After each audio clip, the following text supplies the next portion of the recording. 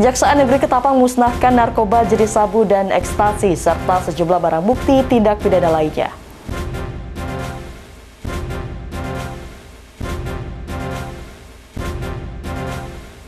Jelang Idul Adha, Dinas Pangan Pertanian, Peternakan, dan Perikanan Kota Pontianak telah menyiapkan sebanyak 8.200 ekor sapi siap potong.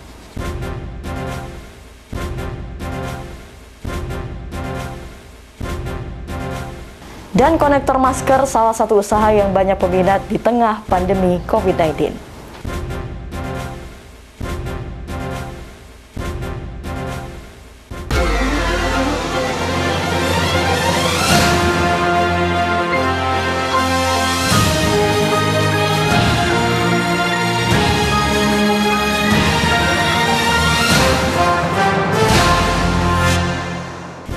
Halo pemirsa, apa kabar?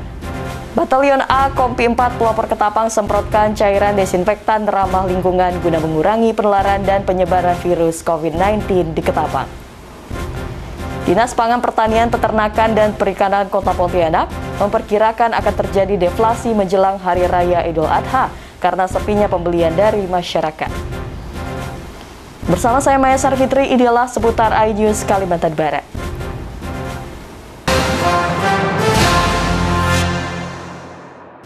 Pemirsa, kita ke informasi yang pertama. Kejaksaan Negeri Ketapang memusnahkan narkoba jenis sabu dan ekstasi, serta sejumlah barang bukti tindak pidana lainnya. Dalam pemusnahan barang bukti tersebut yang paling dominan adalah barang bukti narkotika.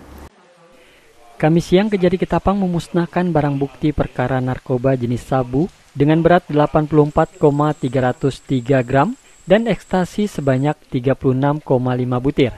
Kedua jenis narkotika ini dimusnahkan dengan cara dilarutkan.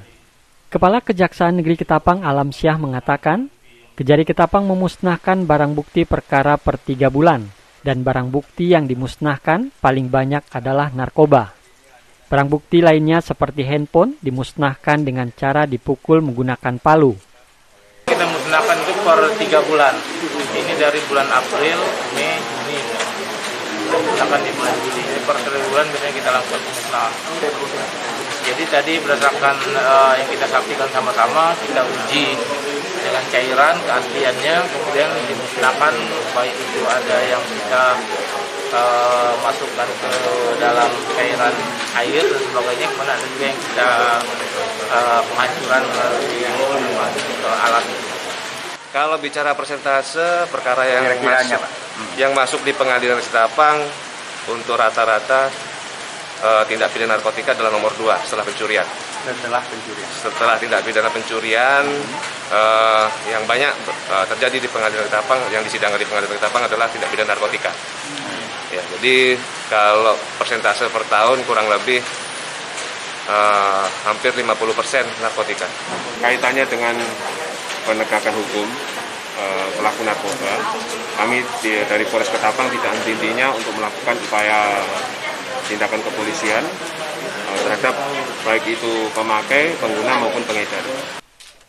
Polres Ketapang berkomitmen untuk memberantas narkoba dan menindak siapa saja yang memakai ataupun yang mengedarkan narkoba. Dari Ketapang, Kalimantan Barat, Rosi Ulizar, iNews melaporkan. Batalion A Kompi 4 pelopor Ketapang semprotkan cairan desinfektan ramah lingkungan sebagai langkah untuk mengurangi penularan dan penyebaran virus COVID-19 di Ketapang. Kegiatan tersebut difokuskan ke sejumlah kawasan pertokoan di Kota Ketapang yang akan dilanjutkan ke rumah ibadah jelang Hari Raya Idul Adha. Untuk mengurangi dampak penyebaran virus COVID-19 di Ketapang, cairan disinfektan disemprotkan oleh Batalion A Kompi 4 pelopor Ketapang di kawasan pertokoan yang merupakan cairan disinfektan ramah lingkungan atau biasa disebut ekoenzim. Ekoenzim merupakan cairan disinfektan yang berasal dari fermentasi dari bahan organik seperti sayuran dan buah-buahan. Dan Ki Batalion A Kompi 4 pelopor Ketapang, Ibtu Ezaluku mengatakan, cairan ini mampu menangkal virus COVID-19 dan aman untuk kesehatan. Kita untuk melaksanakan penyemprotan ekoenzim itu penanganan COVID-19 di Kabupaten Ketapang ini kita laksanakan seperti yang kita lihat tadi, kita dari Jalan Pasar ke sini kita semprot dengan menggunakan ekoenzim yang ramah dengan lingkungan, karena ketahui bahwa ekoenzim ini mampu menangkap radikal bebas, kemudian mampu memakan atau membunuh virus-virus jahat baik untuk kesehatan manusia, sehingga perlu kita lakukan tidak lanjut untuk penggunaan ekoenzim ini untuk menangani virus COVID-19 ini. Ya, harapannya ke depan bahwa agar setiap elemen yang ada di Kabupaten Ketapang ini dengan semangat giatnya untuk melakukan penanganan, termasuk juga kesadaran masyarakat mematuhi prokes ini, yang 5M itu. Kesadaran kita semua untuk kesehatan bersama juga. Itu yang paling penting. Semua kita sehat dan tidak ada yang sakit tentunya. Apalagi sekarang ini situasinya Kabupaten Ketapang sendiri zonasinya meningkat menjadi statusnya orange ya. Ya, ketetapan dari pemerintah, mungkin itu. Ibtu Zaluku juga berharap setiap elemen masyarakat di Kabupaten Ketapang dapat bekerja sama dalam menangani virus COVID-19 ini. Dari Ketapang, Kalimantan Barat, Rosi Yulizar, iNews melaporkan. Pemirsa, jelang Idul Adha, pelaksanaan sholat Id sesuai dengan instruksi Menteri Dalam Negeri bahwa dianjurkan untuk sholat di rumah. Hal tersebut disebabkan karena angka penyebaran virus COVID-19, terutama di zona merah seperti Kota Pontianak, masih cukup tinggi.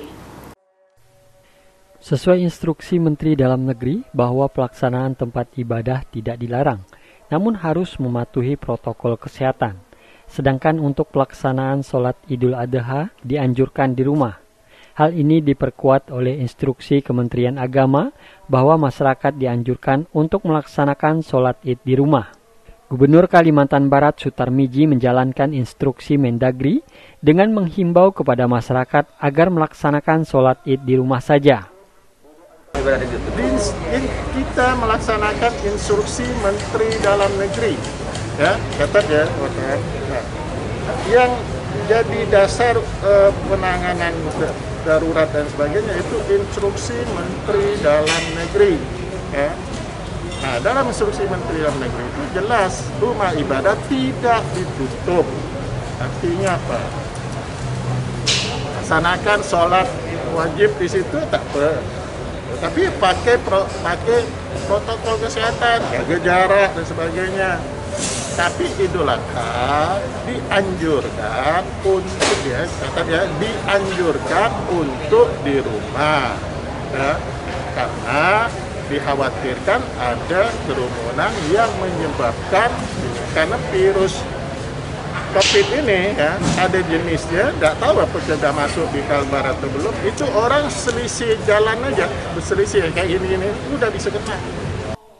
Sutarmiji menambahkan, instruksi Mendagri tentang ibadah ini jangan disalahartikan bahwa orang dilarang sholat di masjid, tapi diperbolehkan asalkan tetap menerapkan 5M dan protokol kesehatan. Dari Pontianak, Barlian Pasore, iNews melaporkan. Sepekan jelang Hari Raya Idul Adha 1442 Hijriah, Presiden Joko Widodo telah membeli sapi asal Kecamatan Rasau Jaya jenis Belgia seberat hampir 1 ton. Sapi kurban tersebut akan disalurkan ke Kecamatan Sungai Kakap.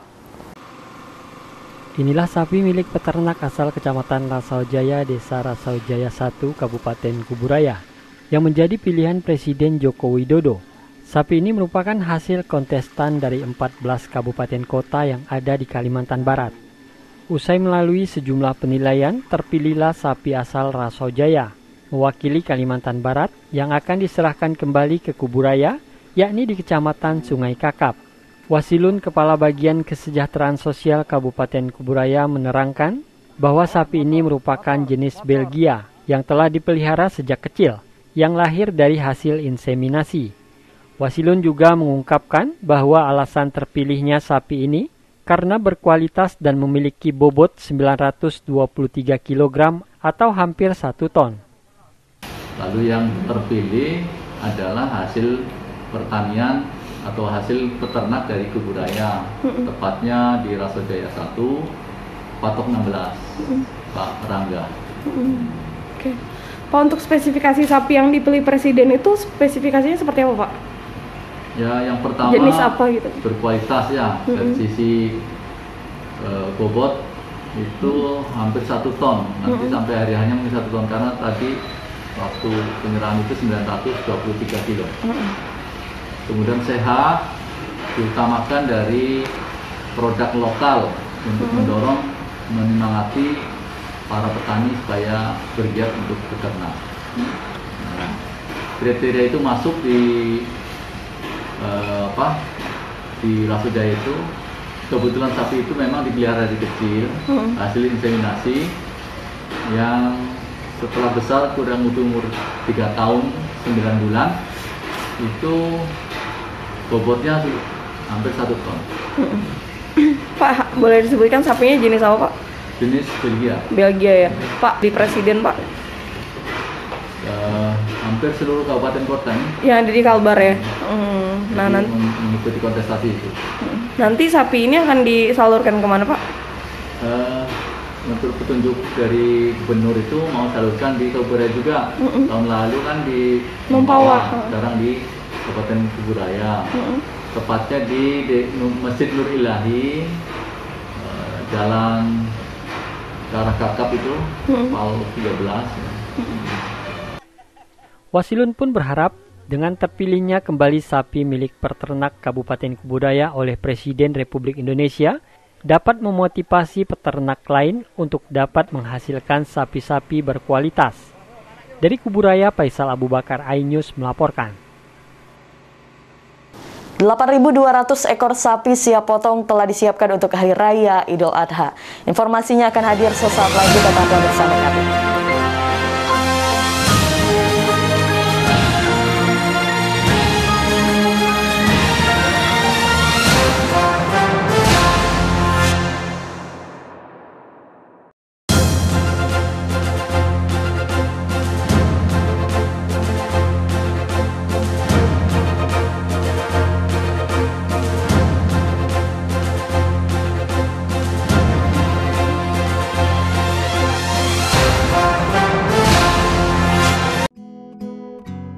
Terkadang hidup terasa berat, tak mengerti akan hidup ini. Namun di balik semua cobaan, Tuhan masih pedulikanmu.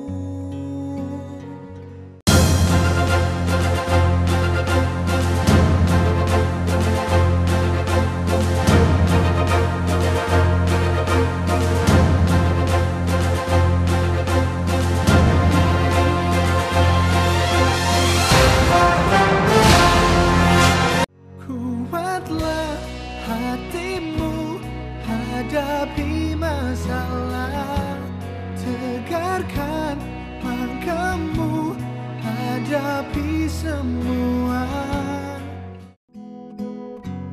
Terkadang hidup terasa berat,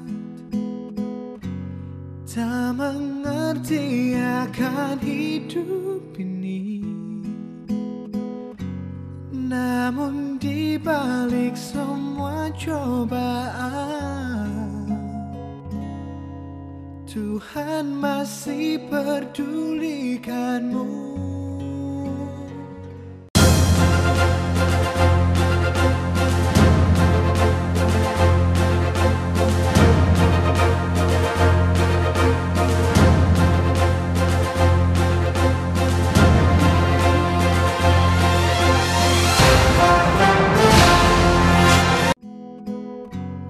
Terkadang hidup terasa berat, tak mengerti akan hidup ini. Namun di balik semua cobaan, Tuhan masih pedulikanmu.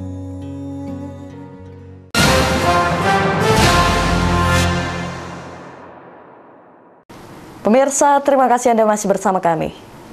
Di tengah masa pandemi COVID-19, Dinas Pangan Pertanian, Peternakan, dan Perikanan Kota Pontianak telah menyiapkan sebanyak 8.200 ekor sapi siap potong untuk Hari Raya Idul Adha. Nantinya akan ada 1 orang pengawas dari dinas yang akan mengawasi pemotongan hewan kurban di masjid. Menjelang perayaan Idul Adha 1442 Hijriah, Dinas Pangan Pertanian, Peternakan, dan Perikanan Kota Pontianak telah mendatangkan 2.600 ekor sapi dari Pulau Jawa, sehingga total stok sapi kurban mencapai 8.200 ekor. Menurut Kepala Dinas Pangan Pertanian, Peternakan, dan Perikanan Kota Pontianak, Bintoro mengatakan, untuk Kota Pontianak pemotongan hewan kurban bisa mencapai 1.800 hingga 2.000 ekor. Pengawasan sendiri akan bekerja sama dengan Dinas Pertanian dan Peternakan Provinsi Kalimantan Barat, di mana 1 orang petugas pengawas yang terdiri dari paramedik peternakan akan mengawasi sekitar 5 hingga 10 masjid. Dalam kondisi pandemi COVID-19 ini memang untuk Dinas Pangan, Pertanian, dan Peternakan Perikanan Kota Pontianak tetap siap ya, siaga dalam rangka untuk penyelenggaraan kurban dalam rangka Hari Raya Idul Adha ini. Untuk stok, kebetulan malam ini datang kurang lebih ada sekitar 5.000 ekor ya, malam tadi datang sudah dari Madura. Dan stok yang ada untuk di Pontianak pada saat ini kita mencapai 600-an ekor yang ada di masyarakat untuk kota Pontianak dan sekitarnya. Mengapa? Ini dari sekian yang kita data, Diamond Petres untuk sapi korban ini kita bahkan sambil kita memberikan peneng sapi yang sudah layak untuk korban. Total sebanyak 367 masjid yang ada di Kota Pontianak dan rata-rata melakukan pemotongan sapi kurban sendiri. Dari Pontianak, Barlian Pasori iNews melaporkan. Diberlakukannya kondisi PPKM darurat di Kota Pontianak cukup berdampak pada stok kebutuhan pangan, terutama di pasar tradisional. Dinas Pangan Pertanian, Peternakan, dan Perikanan Kota Pontianak memperkirakan akan terjadi deflasi menjelang Hari Raya Idul Adha karena sepinya pembelian dari masyarakat. Menjelang Hari Raya Idul Adha, stok pangan di Kota Pontianak relatif stabil, malah diperkirakan akan turun. Hal ini disebabkan turunnya pembelian dari masyarakat. Hal tersebut imbas dari pemberlakuan PPKM darurat di Kota Pontianak. Menurut Kepala Dinas Pangan, Pertanian, Peternakan, dan Perikanan Kota Pontianak, Bintoro, saat ini seluruh stok pangan mulai sayur, daging, hingga telur masih mencukupi untuk keperluan Hari Raya Idul Adha. Malah tim pengendali inflasi daerah atau TPID memperkirakan akan terjadi deflasi karena minimnya pembelian.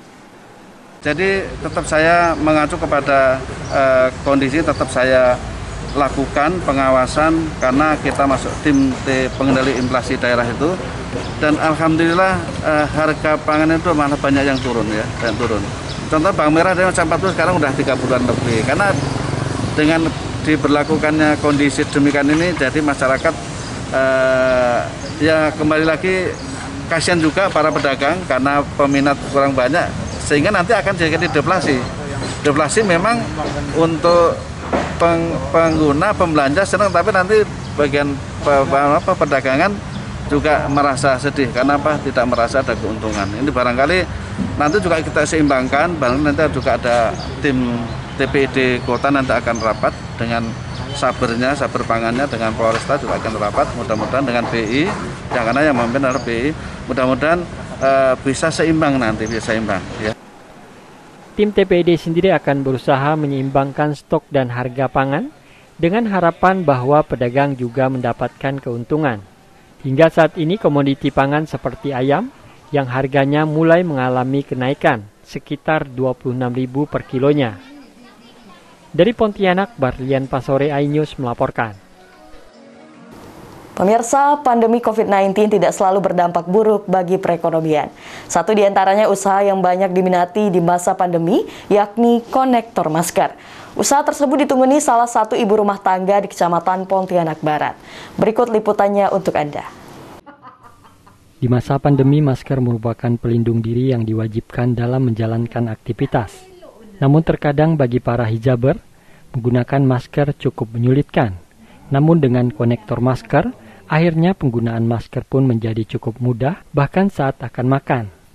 Eko Septianingsih, satu di antara pengrajin konektor masker di kota Pontianak mengaku, baru saja menggeluti bisnis ini sejak masa pandemi.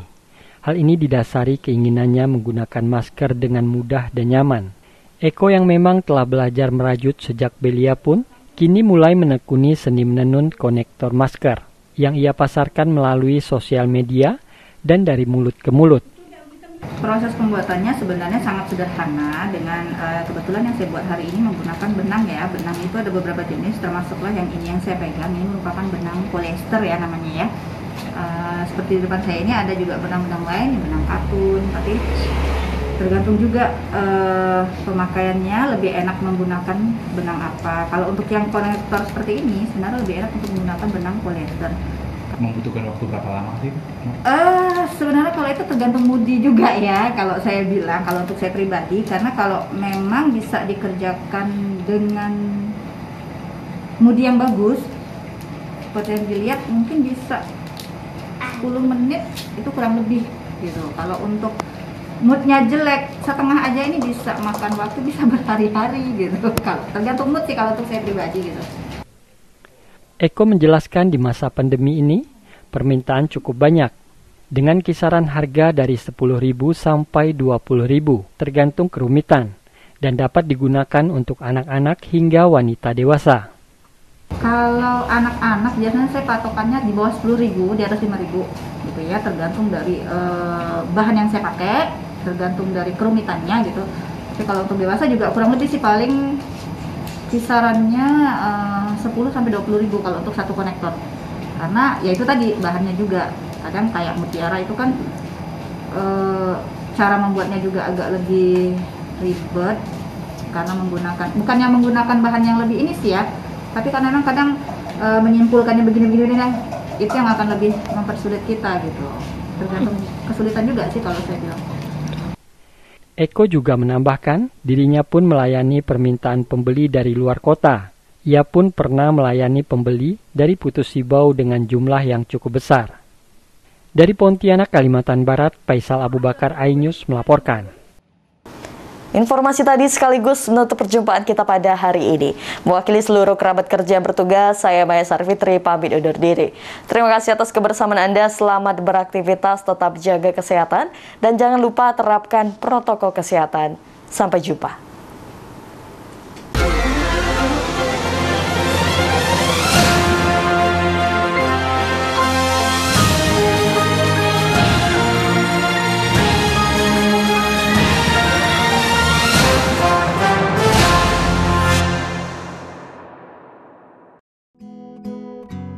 Terkadang hidup terasa berat,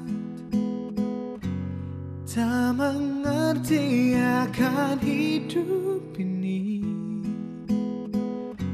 Namun di balik semua cobaan, Tuhan masih pedulikanmu.